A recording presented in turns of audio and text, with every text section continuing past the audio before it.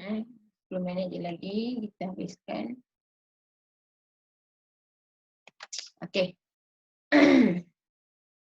So, mana tadi? Okay, bila bila pelaburan bila pelabur yang melihat prospektus yang dibuat tu, bila dia berminat, dia boleh terus pergi kepada institusi kewangan untuk membeli saham tersebut, and then setelah satu tempoh tawaran awam akan ditutup. Okay, bila dah maksudnya bila dah habis dia jual saham tu, so dia akan tutup tawaran tersebut dan jumlah saham dia akan diurus oleh bank untuk tujuan seterusnya. Jadi pelabur akan menjadi pemegang saham dan berhak untuk menerima dividen. Dengan modal dan dana yang ada, ALP akan mengurus syarikat dengan sebaik mungkin berdasarkan akta syarikat dan akta lain yang berkaitan. So itu adalah contoh prosedur untuk mendapatkan pembiayaan equity. Biasanya pembiayaan dari segi equity ni adalah dalam bentuk saham. Okey, seterusnya.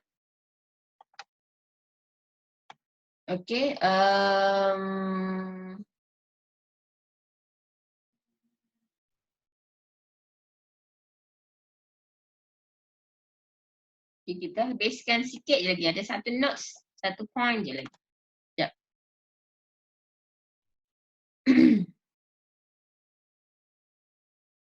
Connection dah stable ni. Okay. Okay, last ada lagi satu point. Okay, untuk prosedur bagi mendapatkan pembiayaan jenis pinjaman. Okay, jenis pinjaman ni dari segi bentuk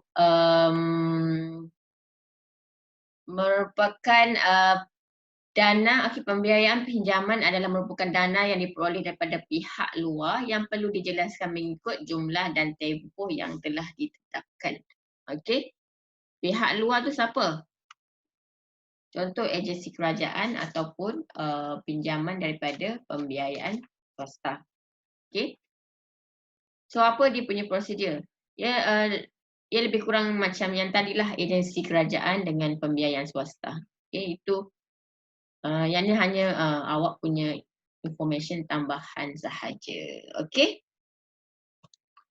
So next adalah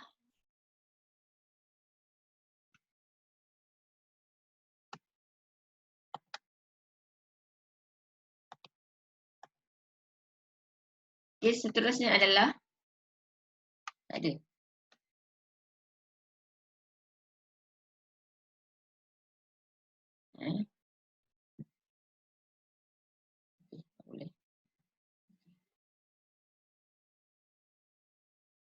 Okay, dan yang terakhir adalah minit lagi dah habiskan yang ni. Pembiayaan yang sesuai digunakan memulakan sebuah perniagaan. Maksudnya untuk awak memilih jenis pembiayaan yang sesuai. Okay, contoh awak nak buka pembiayaan perniagaan awak nak apa yang perlu dijustify dulu.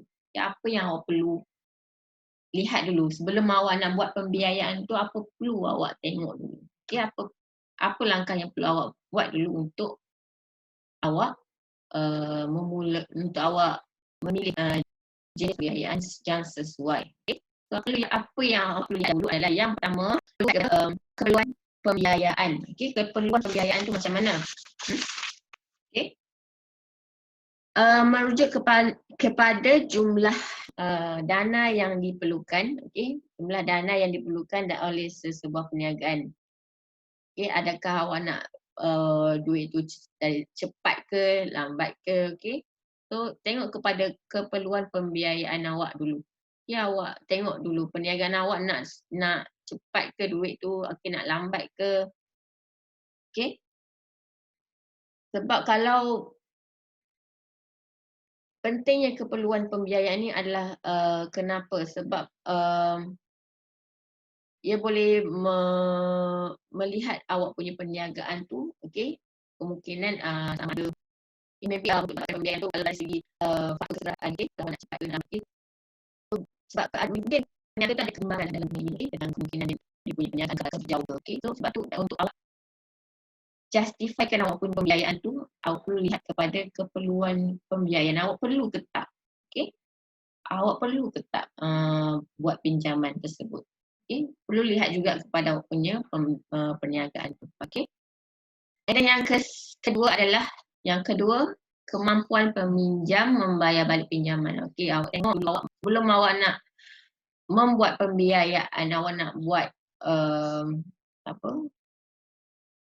awak nak justify awak punya pembiayaan tu, awak perlu tengok awak ni mampu ke tak nak buat pinjaman, bayaran balik pinjaman. Contoh awak buat perniagaan kecil je tapi awak pinjam sampai beribu-ribu. Awak tak mampu nak bayar sampai awak tutup kedai. Tak bolehlah macam tu. So awak kena tengok awak mampu tak nak bayar balik pinjaman. Kalau mampu awak buat pinjaman yang banyak, kalau tak mampu buat pinjaman yang sikit je lah dulu. So make sure tengok kemampuan kita dulu untuk meminjam untuk bayar balik pinjaman tu. Tengok kita punya kemampuan. Sebab kalau kita gagal bayar balik pinjaman, kita mungkin akan didakwa di mahkamah. Sebab tak mampu nak bayar balik. Ada sebagai contoh kawan cikgu, dia kakak ipar dia, menjadikan dia sebagai penjamin kakak ipar dia di rumah.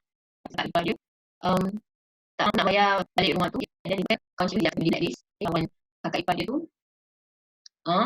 sebabkan dia tak mampu nak bayar bulan-bulan rumah tu, bank terpaksa ambil rumah tu and then lelong lah. Kesian lah dekat penjamin tu pun kesian. So tengok kemampuan kita nak pinjam, nak bayar balik pinjaman tu. Yang ketiga adalah kemampuan pembiaya memberikan pembiayaan. Kemampuan pembiaya memberikan pembiayaan.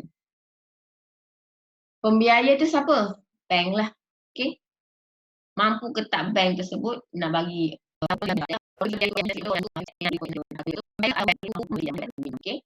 dan yang keempat adalah ekonomi semasa negara. So sebelum awak perlu justify awak punya pembiayaan, jenis pembiayaan yang sesuai dari segi ekonomi semasa negara. Tengok peniaga dia perlu ambil kira kedudukan ekonomi semasa negara. Sama dari masa ni awak kena buat analisis lah. Analisis trend persekitaran, sama ada tengah meningkat, jatuh ke, ekonomi tengah merudum ke sekarang, ekonomi tengah meningkat ke. So kena tengoklah, kena pandai analisis persekitaran, perniagaan. And then yang kelima adalah dasar kerajaan. So awak perlu, peniaga dia perlu peka kepada dasar kerajaan. Perubahan dasar kerajaan. Sebagai contoh kerajaan lain, dia punya dasar kerajaan lain. Dasar kerajaan baru, awak perlu peka dengan apa yang perubahan yang berlaku dalam dasar kerajaan, dalam ekonomi negara, dalam politik. So peniaga perlu ada peka untuk buat apa-apa, untuk pilih apa jenis pembiayaan untuk memulakan awak punya perniagaan. So sampai di situ saja topik untuk bab 3. Dah habis. So next week kita akan sambung kepada bab 4, iaitu penyata kewangan perniagaan. So sampai sini saja. Bye bye.